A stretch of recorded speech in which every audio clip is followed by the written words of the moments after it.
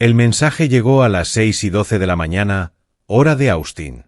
Estaba descalzo en la cocina, esperando que la cafetera terminara su lento y malhumorado borboteo. La casa guardaba ese silencio extraño que tenía desde que Emily se fue, como un lugar que todavía no había entendido que alguien faltaba. El teléfono vibró sobre la encimera. Miré la pantalla y ahí estaba. Primero una foto. Luz de sol intensa, agua azul, una piscina infinita en una azotea de Dubái. Emily estaba de pie al borde con un vestido blanco que yo le había regalado 3 cumpleaños atrás. Una mano apoyada en el brazo de un hombre con gafas de sol y camisa de lino. Lucas. Su descripción era breve. Por fin libre. Segundos después llegó el mensaje de texto. Buena suerte, pobre hombre. Me quedé un largo momento mirando esas palabras. La cafetera hizo clic detrás de mí. Afuera, el sol temprano de Texas comenzaba a arrastrarse sobre la valla del jardín. Las 6:12 en Austin, lo que significaba que en Dubái eran poco más de las 3 de la tarde. Emily probablemente estaba sorbiendo un cóctel en algún lugar, riendo, celebrando. La imaginé leyendo el hilo de mensajes, esperando una respuesta que nunca llegaría. Quizás esperaba rabia. Quizás esperaba súplicas. Quizás esperaba que yo le dijera que había cometido un error. En cambio, hice otra cosa. Sonreí. No porque el mensaje no doliera. Dolió más de lo que esperaba. Sino porque Emily Carter no tenía idea de que el hombre al que acababa de llamar pobre llevaba meses planeando ese momento. 18 años. Así de larga había sido nuestra vida juntos. Y durante la mayor parte de esos años, Emily y yo tuvimos lo que la gente suele llamar una buena vida. Sin ostentaciones, sin perfección de redes sociales, simplemente estable. Compramos nuestra casa en Austin allá por 2009, cuando los precios todavía eran razonables y el barrio todavía olía a cedro fresco después de la lluvia. Emily trabajaba en marketing. Yo dirigía un negocio de consultoría pequeño pero sólido, ayudando a empresas regionales a reestructurar deudas y gestionar inversiones. No éramos ricos, pero vivíamos con comodidad. 2 vacaciones al año, cena fuera los viernes, una cuenta de ahorros que crecía un poco cada año. El tipo de vida que la mayoría consideraría un éxito. Pero en algún momento del camino, algo cambió. Ahora, mirando atrás, puedo ver las primeras grietas. Entonces las ignoré. El primer cambio real ocurrió hace unos 3 años. Emily empezó a hablar del dinero de otra manera. No de ahorrarlo, sino de tener más. Me siento estancada, me dijo una noche mientras estábamos sentados en el patio después de cenar. El cálido aire de Texas traía olor a barbacoa de alguna casa más abajo. ¿Estancada? ¿Cómo?, pregunté. Ella se encogió de hombros. Todo el mundo avanza. Casas más grandes, inversiones, viajes. Miré el jardín, las guirnaldas de luces sobre la terraza, el roble que plantamos cuando nos mudamos. Yo pensaba que nos iba bien, dije. Emily esbozó una pequeña sonrisa. Nos va bien, respondió. Pero bien no es emocionante. En ese momento lo dejé pasar, convencido de que era uno de esos momentos de inquietud de mediana edad por los que pasa la gente. Pero durante el año siguiente, la conversación volvió una y otra vez. Entonces apareció Lucas. Emily lo conoció en un evento de networking financiero en el centro. Al menos eso fue lo que me dijo. Se llama Lucas, comentó casualmente una tarde mientras miraba el teléfono. ¿Lucas qué?, pregunté. Garvey, creo. Me mostró su perfil en LinkedIn. Según la página, era estratega financiero especializado en inversiones internacionales de alto crecimiento, que es una manera muy impresionante de no decir casi nada, pero tenía el aspecto adecuado. Traje caro, sonrisa perfecta, fotos desde Mónaco y Singapur. Emily parecía fascinada. Es muy inteligente, dijo. ¿En qué? En oportunidades. Asentí despacio, porque en mi línea de trabajo había aprendido algo importante. Cuanto más habla alguien de oportunidades, menos probable es que hable de riesgos. La primera vez que conocí a Lucas fue en una cena benéfica 6 meses después. Emily insistió en que fuera. «Trae inversores», dijo. «Deberías conocerlos». El evento se celebraba en el salón de baile de un hotel del centro, lleno de gente con trajes que costaban más que mi coche. Lucas nos localizó de inmediato. «David», dijo con calidez, estrechándome la mano como si fuéramos viejos amigos. El apretón era seguro. La sonrisa, ensayada. «He oído hablar mucho de ti». «Espero que nada demasiado comprometedor», respondí. Emily se rió. Lucas pidió bebidas para la mesa sin preguntar. Champán caro. Luego se recostó en la silla y empezó a hablar de mercados, fondos de criptomonedas, propiedades internacionales, redes de inversión privada, ese lenguaje diseñado para hacer sentir a la gente corriente que se está perdiendo algo. Emily escuchaba como una alumna en una clase magistral. Sus ojos nunca se apartaban de él. En un momento, Lucas se volvió hacia mí. «Estás en consultoría, ¿verdad?» «Así es». «¿Qué tipo?» «Reestructuración financiera». Su sonrisa se tensó ligeramente. «Ah», dijo. «Eso debe hacerte muy cauteloso». Le devolví la sonrisa. La cautela mantiene solvente a la gente. Lucas levantó su copa. «Por el riesgo», dijo. Emily chocó su copa contra la suya. «Por las oportunidades». Ese fue el momento, creo, en que lo sentí por primera vez. No rabia, no celos, solo una quieta certeza de que algo en mi vida había cambiado de dirección. Como un tren que toma otro raíl en algún punto lejano.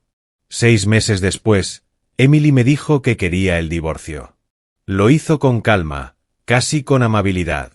Estábamos sentados en la mesa de la cocina.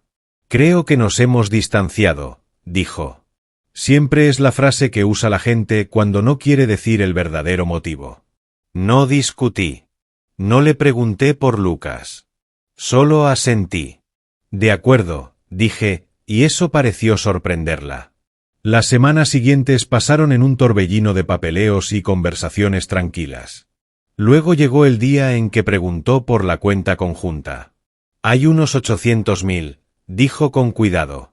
«Es la mayor parte de nuestros ahorros líquidos». Asentí. «Lo sé. Habrá que dividirlos». «Claro». Emily estudió mi cara como si intentara resolver un enigma. «Estás siendo muy tranquilo con todo esto». Me encogí de hombros. Pelear no ayudaría. Ella sonrió levemente. «Te lo agradezco». Pero la verdad era que la calma no significaba ignorancia. Porque para cuando Emily preguntó por el dinero, yo ya había empezado a hacer algunas llamadas. Una de ellas fue al detective Michael Reeves, y otra al investigador privado Víctor Salgado. Emily creía que se marchaba con todo. Lo que no sabía era que cada paso que daba la acercaba más a una trampa que no podía ver. Y ahora, a miles de kilómetros de distancia en Dubái, acababa de caer en ella. La primera vez que contraté a un investigador privado, mi mano dudó sobre el teléfono. Era tarde, casi medianoche, y la casa se sentía inusualmente grande sin Emily moviéndose por ella. El refrigerador zumbaba suavemente. Afuera, un perro ladró una vez y luego enmudeció. Tenía el número de Víctor Salgado escrito en un bloc amarillo frente a mí. Un antiguo cliente me lo había recomendado años atrás. El mejor investigador de Texas, me había dicho. Exagente de una fuerza de tarea federal, no se le escapa nada. Y aún así, marcar ese número se sentía como cruzar una línea invisible. Porque cuando empiezas a buscar la verdad dentro de tu propio matrimonio, sueles encontrar algo que desearías no haber visto. Agarré el teléfono de todas formas. Víctor contestó al tercer timbre. Salgado. Su voz era serena, segura, la voz de alguien que había escuchado 1 millar de historias incómodas. Me llamo David Carter, dije. Creo que mi esposa podría estar involucrada con alguien. Hubo una breve pausa. ¿Busca pruebas?, preguntó Víctor, o tranquilidad. Solté una pequeña carcajada. No estoy seguro de que sean cosas distintas. Otra pausa. A veces lo son, dijo. Víctor comenzó la vigilancia 3 días después. Al principio me dije que estaba exagerando. Emily siempre había sido sociable y extrovertida. Su trabajo en marketing la llevaba constantemente a eventos de networking. Había reuniones hasta tarde, happy hours, viajes a conferencias. Pero algo de Lucas siempre me había molestado. No de la manera obvia. No era agresivo. No era arrogante. Si acaso, era demasiado pulido, demasiado cuidadoso. Ese tipo de personas siempre me pone en guardia. El primer informe que Víctor me envió llegó 4 días después. Solo un correo breve. Asunto, observación número 1. Adjuntas, 3 fotos. Emily saliendo de un restaurante del centro. Lucas a su lado, con la mano apoyada ligeramente en la parte baja de su espalda. Nada dramático, nada ilegal, pero lo suficientemente íntimo para que el significado fuera claro. Estuve mirando las fotos mucho tiempo. El pecho se me encogió. 18 años juntos. Y el momento en que comprendes que alguien ha traicionado esa promesa no explota como la gente imagina. Se hunde despacio, como una piedra que cae al fondo de un agua muy profunda. El mensaje de Víctor incluía una nota breve. La cena duró 2 horas. Salieron juntos a las 9:42 de la noche. No se observó contacto adicional posterior. Cerré el portátil y me quedé sentado en silencio en la cocina a oscuras. Una parte de mí quería enfrentar a Emily en ese mismo instante, tirarle las fotos sobre la mesa, exigir una explicación. Pero otra parte, la que llevaba 20 años analizando riesgo financiero, me decía que esperara. Porque algo en Lucas todavía no cuadraba. 2 semanas después, Víctor me llamó directamente. David, dijo, encontré algo interesante. Esa frase raramente anuncia buenas noticias. ¿Qué es? Pregunté. Tu amigo Lucas es cuidadoso. ¿Cuánto? Lo suficiente para que su historial en línea no coincida con su perfil profesional. Eso captó mi atención. Explícate. Víctor respiró despacio. El hombre dice llevar casi una década en consultoría de inversiones internacionales. Eso es lo que Emily me contó. Pero hay lagunas, dijo Víctor. Grandes. ¿Qué tipo de lagunas? Registros de empleo incompletos. Varias inscripciones de empresas que aparecen y desaparecen en menos de un año. En sí mismo, eso no era inusual. Las startups fracasan constantemente. Pero Víctor seguía hablando. Y hay algo más. ¿Qué? 2 alias. La habitación de repente pareció más fría. Alias, repetí. Nombres distintos vinculados a operaciones de consultoría similares. ¿Es eso ilegal? Por sí solo, no. Pero... Víctor hizo una pausa. Pero es algo que suelen hacer las personas que no quieren que sus aventuras anteriores queden conectadas. Me recosté en el sillón. Entonces, ¿qué me estás diciendo? Te digo que me gustaría indagar más. 3 semanas después, Víctor envió otro informe. Este era más voluminoso y bastante más inquietante. Lucas Garvey, resultó, había aparecido en varios círculos financieros por todo el país durante la última década. Chicago, Miami, Las Vegas. Cada vez el patrón era similar. Entraba en una red de inversores, prometía acceso a oportunidades internacionales exclusivas, recaudaba grandes transferencias de capital y luego desaparecía discretamente. En la mayoría de los casos, las víctimas nunca lo denunciaban porque los inversores adinerados no suelen admitir que los han engañado.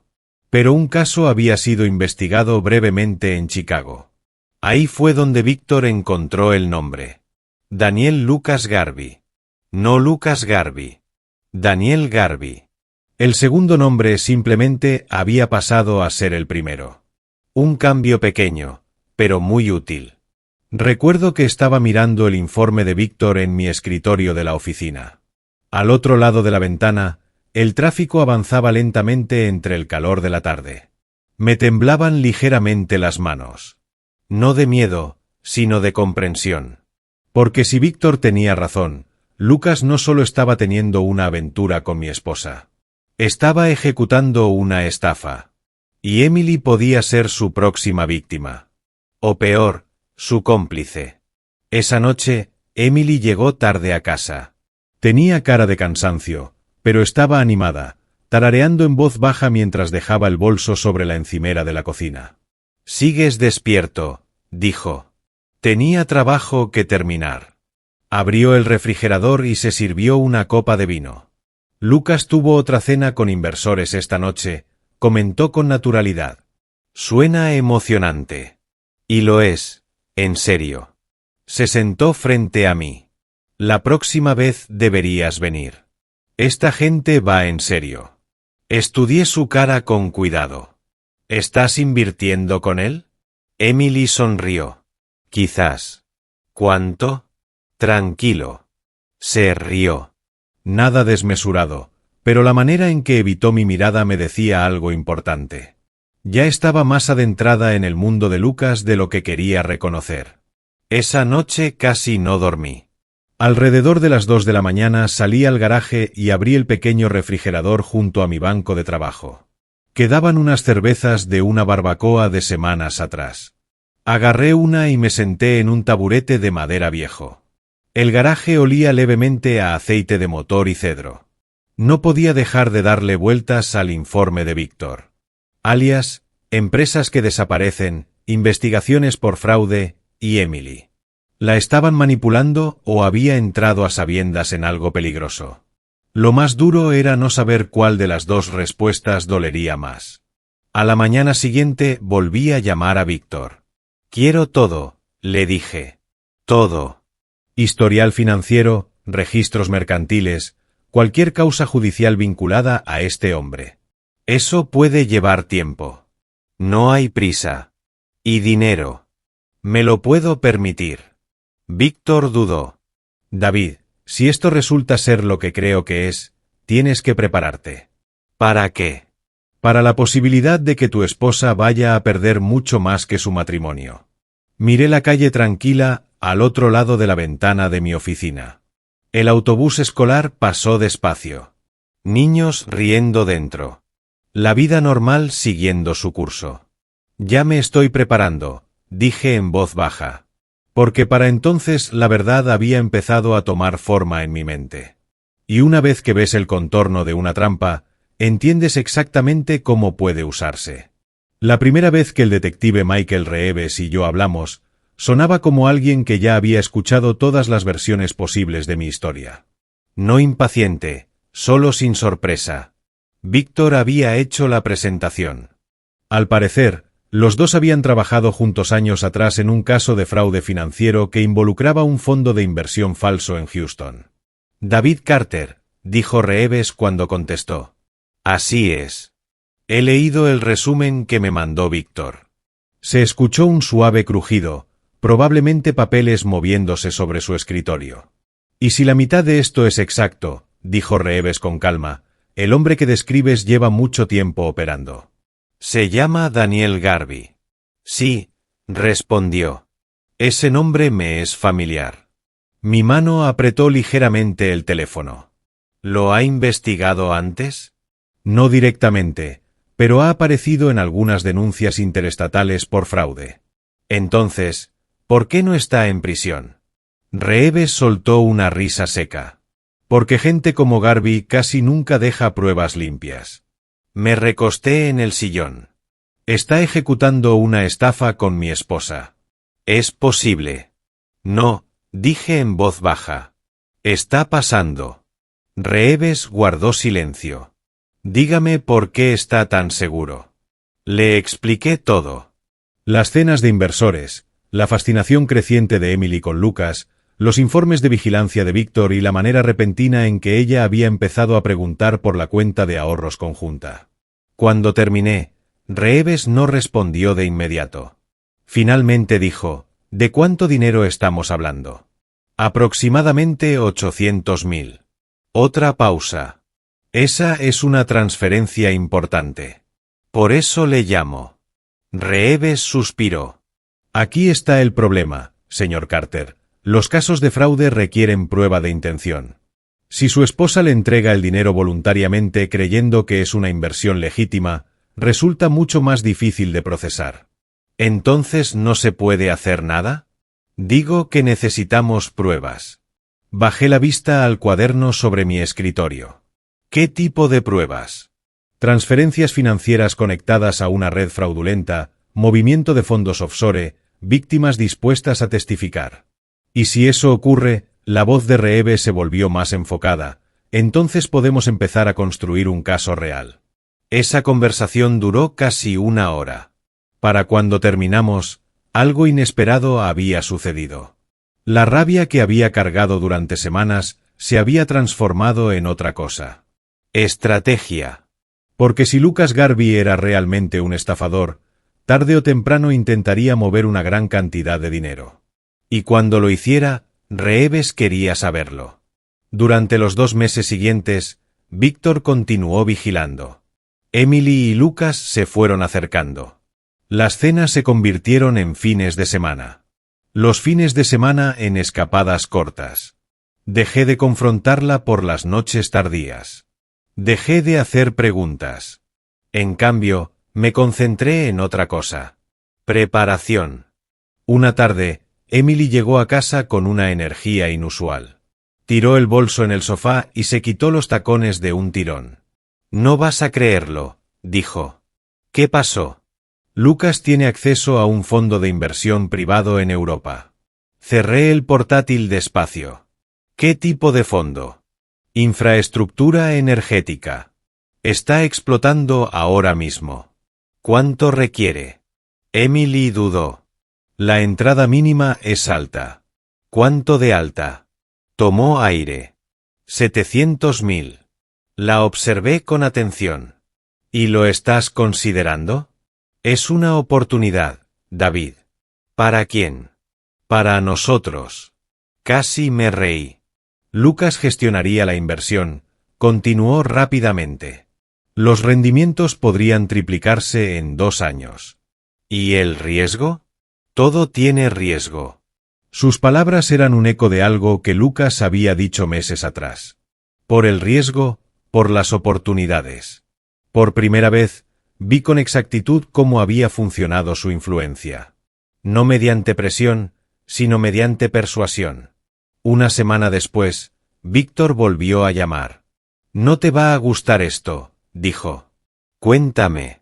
«Creo que Garvey está planeando salir del país pronto». «¿Por qué?» «Su red actual en Austin se está agotando». «¿Qué significa eso?» «Que ha recaudado lo que podía». El pecho se me apretó. ¿Y Emily? Es la transferencia potencial más grande que le queda. Esa noche llamé a Reeves de nuevo. Si el dinero se mueve, le dije, usted lo sabrá. La respuesta de Reeves fue simple. Bien. Pero hay algo más, añadí. ¿Qué es? Creo que están planeando salir del país. En realidad, eso nos ayuda. ¿Cómo? Si Garvey transfiere fondos internacionalmente, activa un conjunto diferente de sistemas de monitoreo financiero. Y si desaparece, entonces solicitamos cooperación internacional. La calma con que lo dijo hacía que todo sonara extrañamente procedimental, como si estuviera colocando las piezas de un tablero de ajedrez. La conversación final entre Emily y yo tuvo lugar 3 días después. Estábamos sentados de nuevo en la mesa de la cocina, el mismo lugar donde ella me diría que quería el divorcio. He estado pensando en la inversión, dijo con cuidado. Asentí. De acuerdo. Sus cejas se arquearon ligeramente. ¿No vas a discutir? Estudió mi cara como si buscara algo oculto. Pensé que lucharías contra esto. ¿Para qué? Emily se recostó en la silla. Lucas dice que oportunidades así no se repiten. Estoy seguro de que lo dice. Ella sonrió levemente.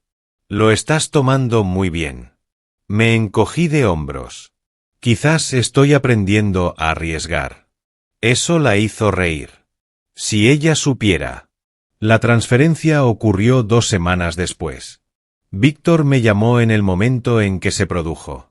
El dinero se movió, dijo. ¿Cuánto? 836.000. El corazón me dio un vuelco. Es toda la cuenta conjunta. Sí. ¿Y Garby? ¿Lo recibió? ¿Dónde? Víctor exhaló despacio. Una cuenta de depósito offshore. Asentí para mis adentros. Exactamente lo que Reeves había predicho. Esa tarde, Emily hizo la maleta.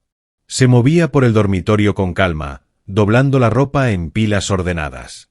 Lucas y yo nos vamos de viaje, dijo. ¿A dónde? Dubái. ¿Negocios o vacaciones?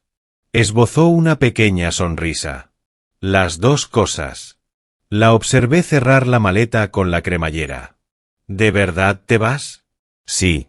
Hizo una pausa junto a la puerta. David, creo que los dos sabemos que este matrimonio no ha funcionado desde hace tiempo. Asentí despacio. Probablemente tengas razón. Emily pareció casi aliviada. Me alegra que podamos ser adultos en esto. A mí también. Agarró la maleta. Adiós, David. Adiós, Emily.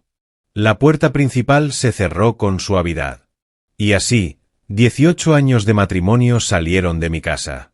Me quedé un largo momento de pie en el salón silencioso. Luego agarré el teléfono y llamé a Reeves.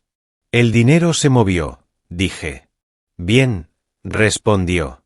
Y mañana vuelan a Dubái. Hubo una breve pausa en la línea. Luego Reeves volvió a hablar, con voz tranquila y centrada. Perfecto. Porque en casos como este, en el momento en que el dinero se mueve, la trampa empieza a cerrarse. El mensaje llegó 2 días después de que Emily aterrizara en Dubái. Las 6:47 de la mañana en Austin, lo que significaba que allá era última hora de la tarde. Sabía la diferencia horaria sin necesidad de comprobarlo. Durante las semanas anteriores había aprendido más sobre Dubái de lo que nunca hubiera imaginado. Sus distritos financieros, los hoteles de lujo donde se alojan los inversores, incluso el aspecto del horizonte al atardecer desde la marina. La preparación hace más llevadera la espera.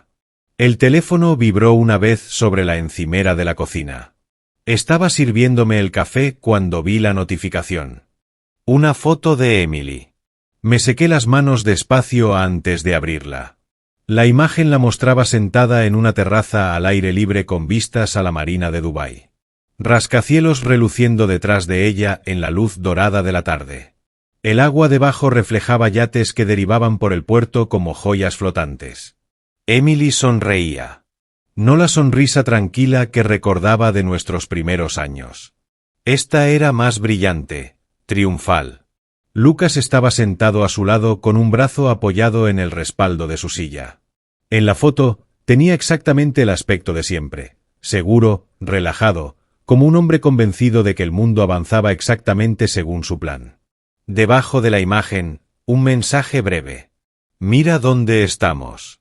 Un segundo texto llegó segundos después. Buena suerte, pobre hombre.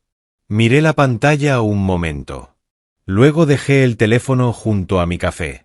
Víctor me había advertido de que esta parte podría ocurrir. Los estafadores adoran el toque final. Un pequeño insulto, una pequeña humillación, algo que los haga sentir ingeniosos. Pero Lucas no sabía lo que Víctor y Reeves sabían. Y Emily no sabía lo que yo ya había puesto en marcha. Durante las 2 primeras semanas, su vida en Dubái parecía exactamente la fantasía que Emily había imaginado. Víctor siguió monitoreando sus redes sociales y me enviaba actualizaciones ocasionales, no de vigilancia, solo de publicaciones públicas. Emily y Lucas en un restaurante en lo alto de un edificio con vistas al Burj Khalifa.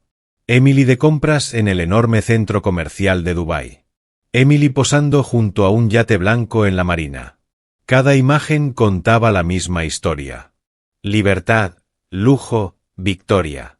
Víctor llamó una tarde después de la 3ª semana. Se están instalando, dijo. Parece que sí. Garby ha estado asistiendo a algunos eventos de networking. No me sorprende.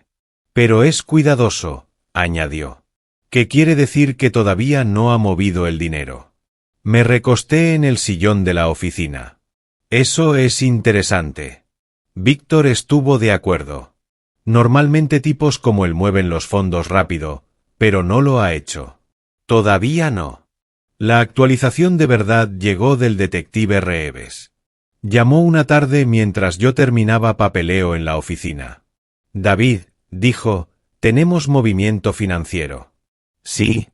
Garvey intentó transferir parte de los fondos a una cuenta de depósito vinculada a una empresa fantasma en Chipre. ¿Pasó? No. Fruncí el ceño. ¿Por qué no? La voz de Reeves llevaba la satisfacción tranquila de alguien que ve un plan desplegarse exactamente como esperaba. Porque la cuenta ya estaba marcada. Ya. Sí. Hubo una pausa breve en la línea. Luego Reeves continuó. Su informe nos ayudó a conectar a Garvey con 2 investigaciones anteriores, Chicago y Miami. Exactamente. Y ahora hemos presentado una solicitud a través de Interpol. Salí de la oficina y me apoyé en el pasamanos con vistas al aparcamiento. Interpol, repetí. Solicitud de notificación roja. ¿Cuánto tarda eso? Varía. Días, a veces semanas, a veces más. El calor de Texas presionaba a mi alrededor mientras miraba la calle tranquila. ¿Y el dinero? Pregunté. Congelado. Todo. Cada dólar que Garvey intentó mover. Lo que significaba que Emily tampoco podía tocarlo. Reeves debió de saber en qué estaba pensando. Ella está vinculada a la transferencia, añadió, lo que significa que su nombre forma parte ahora de la investigación. Cerré los ojos un momento. ¿La van a arrestar? No de inmediato. ¿Y entonces qué? Más probablemente la interroguen. Y el pasaporte, posiblemente restringido. La realidad de eso fue asentándose despacio. Emily había volado al otro lado del mundo creyendo que escapaba hacia una vida nueva. En cambio, estaba caminando hacia el centro de una investigación financiera. Durante el mes siguiente, las fotos en las redes sociales de Emily cambiaron sutilmente. Las primeras publicaciones habían sido ruidosas. Copas de champán, restaurantes de lujo, cruceros al atardecer. Pero hacia la 5ª semana, las imágenes se volvieron más sobrias. Menos textos, menos selfies sonrientes. Víctor también lo notó. No están publicando tanto, me dijo. ¿Problemas? Quizás. O quizás Garvey simplemente está siendo precavido. Puede ser. Pero algo en la voz de Víctor sugería que pensaba otra cosa. 6 semanas después de que Emily se fuera de Austin, Reeves volvió a llamar.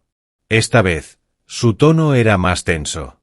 Interpol aprobó la notificación roja. Me erguí en el sillón. ¿Y ahora qué? Ahora notificamos a las autoridades de los Emiratos. Si Garvey intenta viajar, lo detendrán. ¿Y si se queda?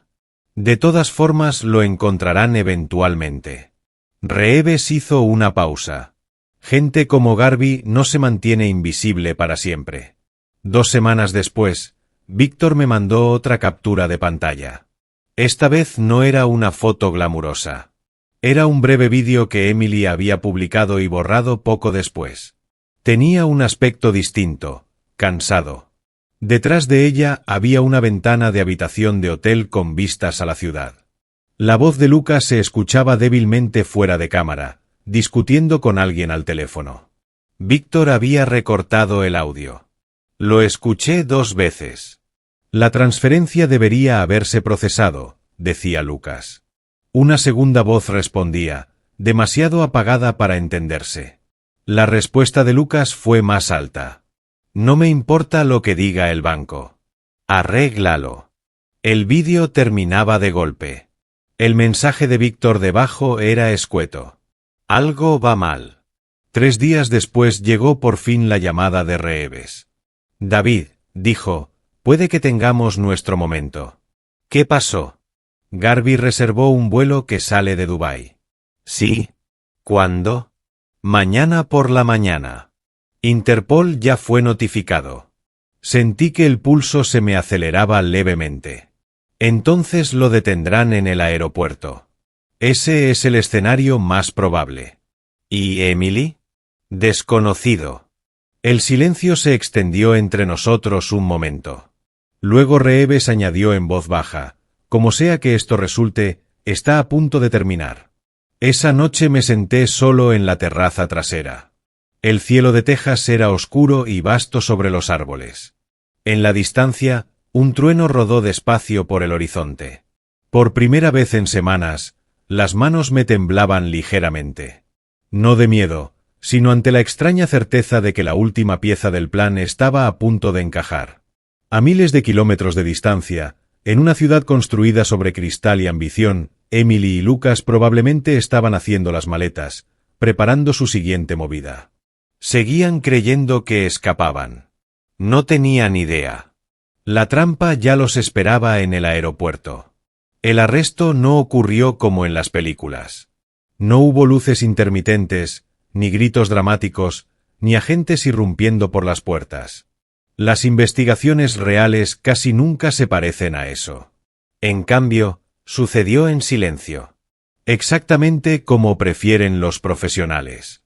Era muy temprano en Dubái cuando Daniel Lucas Garvey llegó al aeropuerto. Víctor reconstruyó después la mayor parte de la cronología con información que Reeves le compartió. Garvey y Emily habían estado alojados en un apartamento de servicio cerca de la marina durante casi 7 semanas. Según los registros financieros, había pasado la mayor parte de ese tiempo intentando mover el dinero a través de varios canales offshore. Ninguno funcionó. La cuenta había sido marcada. Cada solicitud de transferencia activaba una nueva alerta. Al principio, Garvey probablemente asumió que era un retraso bancario temporal. Pero después de varios intentos fallidos, la situación debió de quedar clara. El dinero estaba congelado. Y cuando el dinero se congela en las finanzas internacionales, generalmente significa que alguien está mirando. El vuelo que Garvey había reservado estaba programado para salir poco después de las 9 de la mañana. Destino, Turquía. Desde allí, los investigadores sospechaban que tenía intención de moverse hacia Europa del Este, donde la extradición a veces se complica. Pero nunca llegó al control de pasaportes. Según Reeves, 2 agentes de la policía de Dubái se le acercaron discretamente mientras estaba de pie cerca de las puertas de embarque. Sin precipitarse. Sin agarrarlo. Solo le hicieron una pregunta. ¿Señor Daniel Lucas Garvey? Eso fue suficiente. Porque cuando alguien responde a un nombre que ha estado intentando esconder, la conversación suele terminar rápido. Garvey intentó mantener la calma, al menos al principio. Preguntó si había algún malentendido. Los agentes le informaron de que se había emitido una notificación internacional y que debía acompañarlos para ser interrogado. Garvey no opuso resistencia. Los hombres como él casi nunca lo hacen. Saben que resistirse solo empeora las cosas. Emily no estaba con él cuando ocurrió. Esa parte sorprendió a todos. Se había quedado en el apartamento. Reeves sospechaba que habían discutido temprano esa mañana. El dinero congelado ya había empezado a generar fricciones entre ellos. Y los estafadores raramente siguen siendo encantadores una vez que sus planes empiezan a desmoronarse. 2 horas después del arresto de Garvey, Emily recibió una llamada. No de Lucas. De un agente de cumplimiento financiero vinculado a la cuenta marcada. Víctor me explicó después cómo suelen ir esas conversaciones. Corteses, profesionales y profundamente perturbadoras. El agente simplemente le informó de que una gran transferencia asociada a su nombre había activado una investigación financiera internacional. Se le pedía que se presentara para ser interrogada. Su pasaporte necesitaría ser revisado, y hasta que la situación se aclarara, los fondos vinculados a la transferencia permanecerían congelados. Víctor imaginó el momento en que Emily comprendió lo que eso significaba, porque para entonces Lucas seguía sin regresar al apartamento. Su teléfono estaba apagado y la cuenta bancaria que contenía más de $800.000 era de repente intocable. Yo no me enteré de nada de esto hasta última hora de esa tarde en Austin. Reeves llamó poco después de la puesta de sol. Garvey está detenido, dijo. Me recosté despacio en el sillón. ¿En el aeropuerto? Sí. ¿Sabía por qué? Ahora sí. Asentí en silencio. ¿Y Emily? No ha sido arrestada. Solo interrogada. Correcto. Reeves hizo una pausa antes de continuar. Su pasaporte ha sido restringido temporalmente, lo que significaba que no podía salir del país, al menos no hasta que los investigadores terminaran su revisión. ¿Y el dinero? Pregunté. Sigue congelado. ¿Hasta cuándo? Depende del caso, respondió Reeves. Pero si se convierte en prueba de una investigación por fraude financiero, podría permanecer bloqueado años. Después de colgar, me quedé sentado en silencio en el salón durante mucho tiempo. La casa se sentía tranquila, no vacía como esa noche en que Emily se fue. Solo quieta. Un capítulo cerrándose.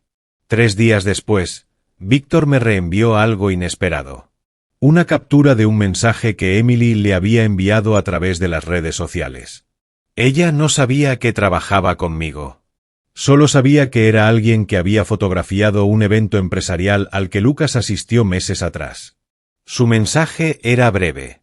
¿Has sabido algo de Lucas? Víctor respondió con cuidado. No. ¿Por qué? Unos minutos después, ella envió otro mensaje. Algo va muy mal. Víctor no respondió, pero me reenvió el intercambio. Debajo escribió, todavía no lo sabe. Esa noche sonó el teléfono de nuevo. Número desconocido. Ya sabía quién era antes de contestar. Diga. Por un momento, solo hubo silencio en la línea. Luego Emily habló. Su voz sonaba más pequeña de lo que la recordaba. David. Sí. Otra pausa. Pasó algo, dijo en voz baja. Me recosté en el sillón y miré la ventana oscura al otro lado de la habitación. Ya lo sé. Su respiración se volvió irregular. Lucas, se lo llevaron. También lo sé. Otro silencio. Más largo esta vez.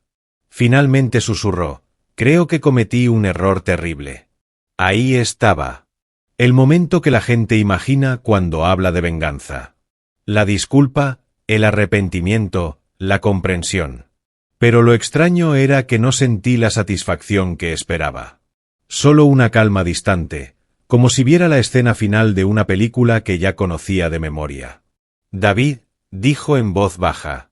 No sé qué hacer. Cerré los ojos un momento. 18 años juntos. Miles de recuerdos compartidos. Y ahora esta conversación entre dos personas que apenas se reconocían la una a la otra. Habla con un abogado, dije. Eso es todo. ¿Eso es todo? ¿Qué más quieres que diga? Su voz se quebró levemente. Pensé que podrías ayudarme. Lo consideré un instante. Luego le di la respuesta más honesta que tenía. Ya lo hice. Porque la verdad era que todo lo que había ocurrido en Dubái había comenzado meses atrás con una llamada tranquila, un investigador privado y un plan que solo funcionó porque Emily creyó que ya había ganado. Pero la historia no había terminado todavía. Porque el momento más difícil para Emily Carter aún estaba por llegar. 3 días después llegó por fin el mensaje. Estaba sentado en mi tranquila oficina con vistas a la marina cuando el teléfono vibró sobre el escritorio de madera. Número desconocido. Código de país de Dubái. Por un largo momento me limité a mirar la pantalla. El sol de la tarde se reflejaba sobre el agua. Los barcos derivaban perezosamente por el puerto como si nada en el mundo hubiera cambiado. Pero todo había cambiado. Abrí el mensaje. Daniel, tenemos que hablar. Sonreí levemente. No, pobre hombre, no insultos. Solo desesperación. Escribí despacio. Te escucho. Aparecieron 3 puntos, luego desaparecieron, luego volvieron. Finalmente llegó su mensaje. Algo va mal. Las cuentas están congeladas. El pago del apartamento no pasó. Los abogados aquí le están haciendo preguntas a Lucas. ¿Qué hiciste? Me recosté en el sillón y miré el agua. Durante años había imaginado ese momento, no por odio, sino por necesidad. Escribí una línea. Protegí lo que era mío. La burbuja de escritura volvió al instante. Lo arruinaste todo. Casi podía escuchar su voz, afilada, rabiosa, en pánico. Lucas dice que el dinero desapareció. ¿Dónde está? No respondí de inmediato. En cambio, me levanté y caminé hacia la ventana. La marina olía a sal y gasóleo. Una gaviota gritó en algún lugar arriba. Por primera vez en meses, el pecho se me sentía liviano. Respondí, el dinero no desapareció. Otra pausa. Entonces, ¿dónde está? Mis dedos se detuvieron sobre el teclado. Luego escribí la verdad que nunca se había molestado en descubrir. Nunca fue tuyo para llevártelo. Pasó un minuto entero. Luego entró su llamada. La dejé sonar 1 vez, 2, 3 veces. Después contesté. Su voz estalló por el altavoz. Daniel, ¿qué diablos está pasando? Pánico puro. Me senté de nuevo con calma. Dijiste que yo no era nada sin ti, dije en voz baja. No quería decir eso. Ah, dije. Sonabas bastante segura. Exhaló bruscamente. Escucha, ahora mismo eso me da igual. Los bancos congelaron todo. Lucas dice que alguien presentó alertas de fraude. ¿Fuiste tú? No. Entonces, ¿quién? Hice una pausa. El sistema. Silencio. ¿Qué significa eso? Significa, dije despacio, que cuando alguien transfiere grandes sumas vinculadas a un fideicomiso de inversión, se activan ciertas salvaguardas. Su respiración se aceleró. ¿Qué fideicomiso? Y ahí estaba. La pregunta que debería haber hecho meses atrás. El que nunca notaste. Otra pausa. Daniel, deja de hablar con acertijos. ¿Recuerdas? Pregunté con calma, ¿los documentos que firmaste el año pasado? ¿Qué documentos? Los que dijiste que eran aburrido papeleo legal. Su silencio me decía que los recordaba, aunque vagamente. Crearon un fideicomiso, continué, que contiene todos los activos importantes que poseo. ¿Estás mintiendo? No. Me recosté en el sillón. La casa, las inversiones, las empresas, las cuentas. Una pausa. Ya no me pertenecen a mí directamente. Su voz se quebró. ¿Entonces a quién pertenecen? Dejé el silencio extenderse el tiempo justo. Al fideicomiso. ¿Y quién lo controla? Otra pausa calculada. Yo. Succionó el aire. Daniel, si estás tratando de asustarme. No te estoy asustando. Miré de nuevo la marina. Te estoy explicando la realidad. Su voz cayó a un susurro. Lucas dice que los abogados de aquí creen que la transferencia podría ser ilegal. Lo es. ¿Qué? Sí. Moviste fondos que legalmente no eran tuyos. Soy tu esposa. Eras, la corregí. Su respiración se volvió entrecortada. Me tendiste una trampa. No, dije con calma. Me preparé para el día en que lo intentaras.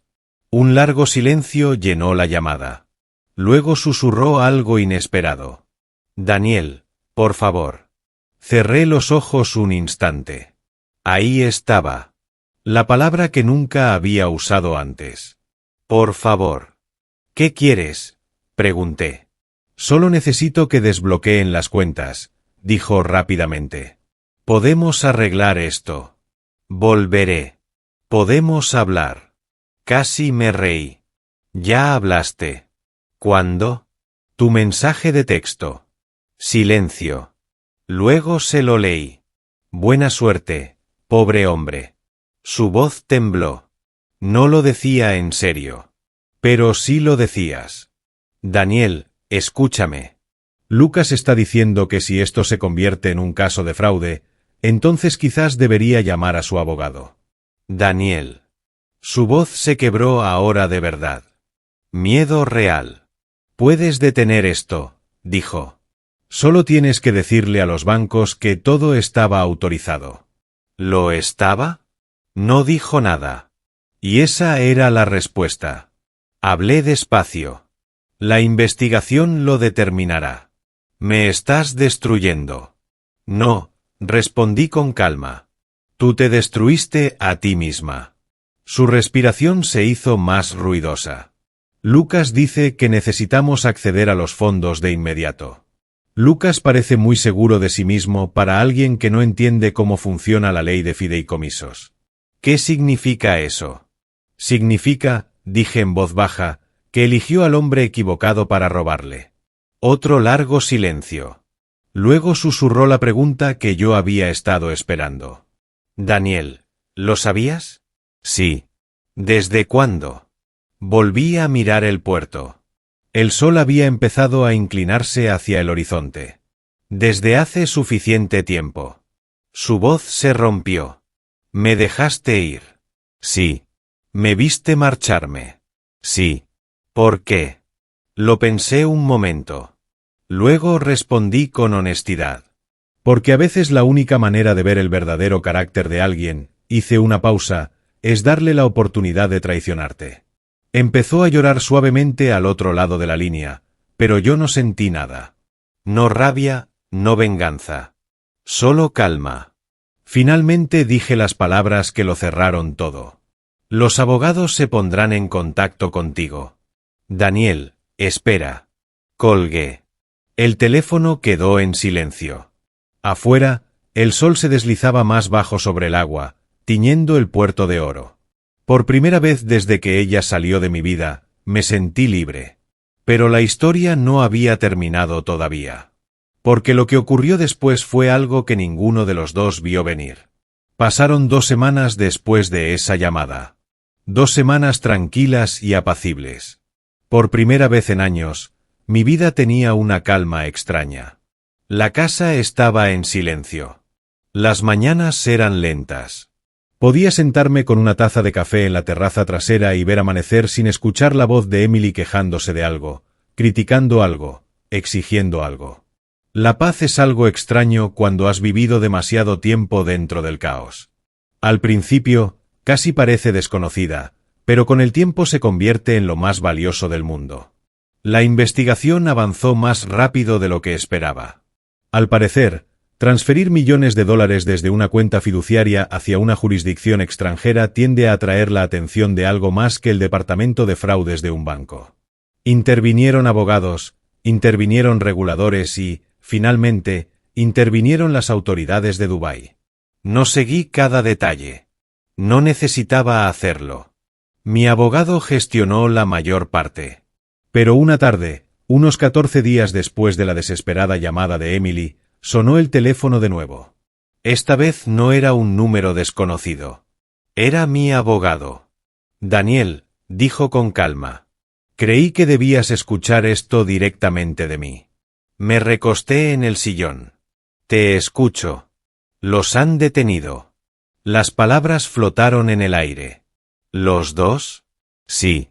Asentí despacio aunque él no podía verme. ¿Cuáles son los cargos por ahora?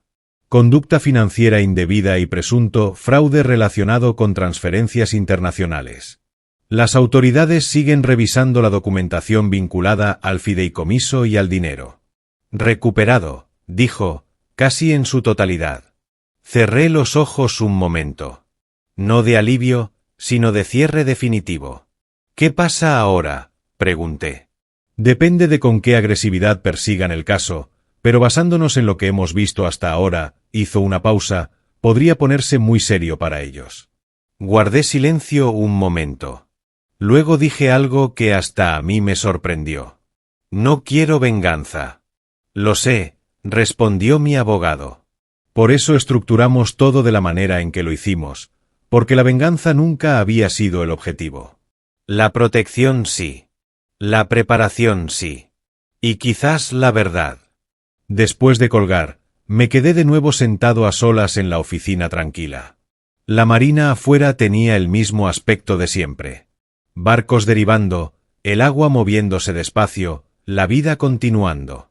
Y por primera vez, pensé en el principio, en el día que conocí a Emily. Había sido encantadora, hermosa, segura de sí misma, el tipo de mujer que entraba a una sala y de inmediato se convertía en el centro de atención. Y durante un tiempo, creí en cada sonrisa, en cada promesa, en cada te quiero. Pero el amor sin respeto no es más que manipulación con una máscara hermosa. Y tarde o temprano, la máscara siempre se cae. La verdad es que yo no le tendí una trampa a mi esposa. Simplemente me preparé para la posibilidad de que algún día se convirtiera en alguien que yo no reconocería. Alguien capaz de traicionar. Y cuando llegó ese día, me aseguré de poder sobrevivir. Eso es lo que la gente raramente entiende. Creen que la fuerza consiste en contraatacar, en destruir al otro. Pero la fuerza real es más silenciosa que eso. La fuerza real es preparación. Es paciencia. Es salir con la dignidad todavía intacta. Unos días después de esa llamada con mi abogado, recibí un último mensaje. Esta vez llegó a través de él. Una carta breve de Emily. Solo 3 frases. Daniel, nunca pensé que terminaría así. Lo siento. Leí las palabras una vez. Luego doblé la carta y la volví a meter en el sobre. Hay disculpas que llegan demasiado tarde. No porque el perdón sea imposible, sino porque el daño ya está hecho. No respondí. No quedaba nada que decir. Una semana después, vendí la casa. No porque tuviera que hacerlo, sino porque ya no se sentía como un hogar. Demasiados recuerdos, demasiados ecos de una vida que ya no existía. En su lugar, compré un sitio pequeño cerca del agua. Sencillo, tranquilo, el tipo de lugar donde a nadie le importaban las cuentas bancarias, ni el estatus, ni las apariencias. Solo atardeceres y mañanas en calma. A veces me siento en el muelle al caer la tarde y pienso en lo cerca que estuve de perderlo todo. Mi dinero, mi casa, mi tranquilidad. Pero al final, lo que Emily intentó quitarme era lo único que ella nunca entendió. El control. No sobre ella, no sobre Lucas, sino sobre mi propia vida. Y eso es algo que nadie puede robarte a menos que tú lo entregues. Así que si estás escuchando esta historia en este momento, quizás hay algo en ella para ti también. Quizás alguien en tu vida te dijo alguna vez que no eras nada sin él. Quizás alguien intentó quebrarte, quitarte todo lo que tenías, hacerte creer que no podías sobrevivir sin esa persona. Pero aquí está la verdad. A veces los que creen que se van con todo están caminando directamente hacia las consecuencias de sus propias decisiones. Y a veces la persona que dejaron atrás nunca fue la débil. Si esta historia te hizo reflexionar sobre algo en tu propia vida, me gustaría mucho escuchar tu opinión. ¿Desde dónde nos estás viendo hoy? ¿Has vivido alguna vez una traición así? Comparte tu historia en los comentarios. Y si disfrutas de historias sobre resiliencia, justicia y los giros inesperados que da la vida, asegúrate de suscribirte al canal para no perderte la próxima. Porque cada día hay más historias como esta esperando ser contadas. Y a veces la verdad detrás de ellas es incluso más sorprendente que la historia misma. Gracias por escuchar.